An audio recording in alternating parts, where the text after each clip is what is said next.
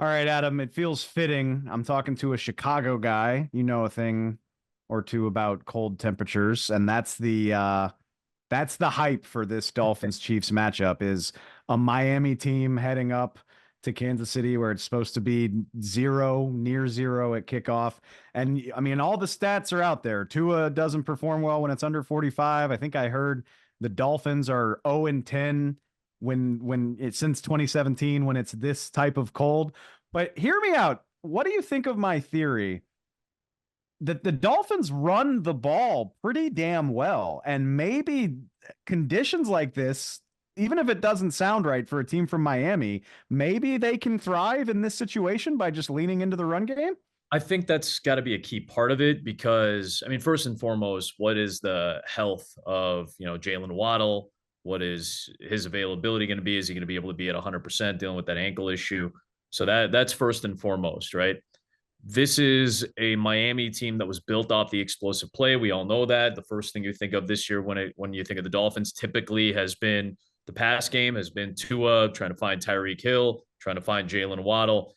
But all the elements of what makes Miami fun and what's made them explosive have been negated or mitigated a little bit in this last month, right? I think they lost 3 of their last 5. Trying to get back to what makes them explosive is their protection and the speed of the guys on the outside. It's not a complicated formula for the Dolphins offensively when they're at their best and when they're healthy and when the conditions are ideal, right? Give Tua enough time. Tua typically gets rid of the football fairly quickly because the guys on the outside have such speed that they can defeat their defenders and usually you get those 25, 30, 40, 50-yard plays out of it. When you don't know what you're going to get from the outside, when you don't know what type of get off you're going to see from Jalen Waddle, we don't know what we're going to see defensively on Tyreek Hill, but I imagine we're going to see some bracket coverage. We're going to see some doubles over the course of the day. You have to be able to do other things. Their running game was excellent this year for the most part, top 5 for most of the season. But how's Raheem Mostert feeling? How's Devon Achane feeling? Like those are the key pieces for this running game. And the injury report was so lengthy early in the week this week that if they're at full strength, they're as good as any offense that you're going to put out there against any defense. The speed alone is scary. But if they're not at 100%, you have to be able to possess the football. You have to be able to keep Patrick Mahomes off the field. You have to be able to keep drives together. And if you're not going to be the typical explosive Miami Dolphin offense that we got so used to seeing and so excited by, then what can you do offensively to negate some of the things that teams are going to try to do against you and to help mitigate some of the injury issues that you have? And it has to be running the football.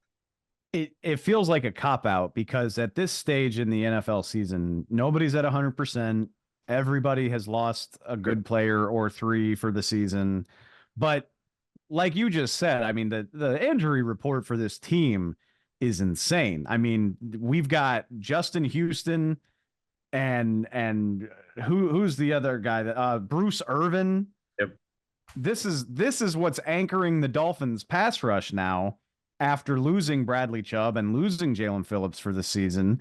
That's not to mention Xavier Howard. You already outlined the situation with Raheem Mostert and Jalen Waddle. Like I said, I mean, this is a problem for everybody, but does it get to a point where it feels like this is just too much for the Dolphins to sustain? Yeah, the cop out thing is more so for the evaluation of, oh, if they lose the game, I can already picture and hear the YouTube comments. And it's like, oh, well, everybody's making excuses if the Dolphins lose this game. Yeah, fine, whatever. I don't care. The game itself is what matters. And if they can't do the things that they typically do at a very high level, then what are they offensively? They're a shell essentially of what Mike McDaniel wants them to be. So you have to be able to run the football. I mean, again, offensive line play is so key when you get to playoff time, especially when you get into closer games and you are thinking about trimming possessions down in the second half of the game and you want to be able to run the football. Is Teron Armstead going to be healthy? Is the inside guy going to be healthy?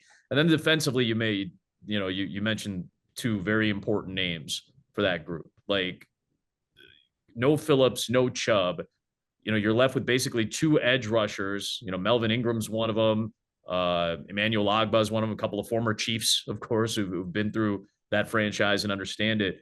Are they going to be able to generate the same level of pass rush that they were able to? Again, you saw some of the struggles of getting to the quarterback. They did get Josh Allen on a couple of picks in that final game, but you saw some of the struggles of trying to generate the pass rush. Now, there's a lot of good pass rushers on that team, right? They've had as good of a balance as just about anybody in the NFL. I thought Zach Sealer had a really good year. Christian Wilkins had a really good year. Raekwon Davis is a threat from the inside. Andrew Van Ginkel stepped up really nicely as the season went on, but you have to be able to generate something against Patrick Mahomes. And then can you contain him? You know, I know your guys are going to talk with Chris about, you know, the Chiefs and what they've done well and kind of focus on their side of things. But, you know, Mahomes has had to do so much more, it feels like, this year because he hasn't had the same weapons around him that, you know, this season, or the weapons that he does have not been playing up to the level that we're used to seeing. So can you force Patrick Mahomes out of the pocket and then finish? You know, that's the other thing. And that's something that Miami did so well for the first 3 months of the season. They were able to finish, and that's why they were racking up the amount of sacks they were. That's why they were able to generate the amount of takeaways that they were, because you get pressure on the quarterback, force errant throws, get a lot of interceptions. You're going to have to make Patrick Mahomes make some errant throws, and he has this year relative to where we've seen in years past, and he hasn't had that same quote-unquote magic that we're used to seeing, but you have to finish plays on the defensive end, something Miami did really well for 3 months, did not do particularly well for the last month of the season.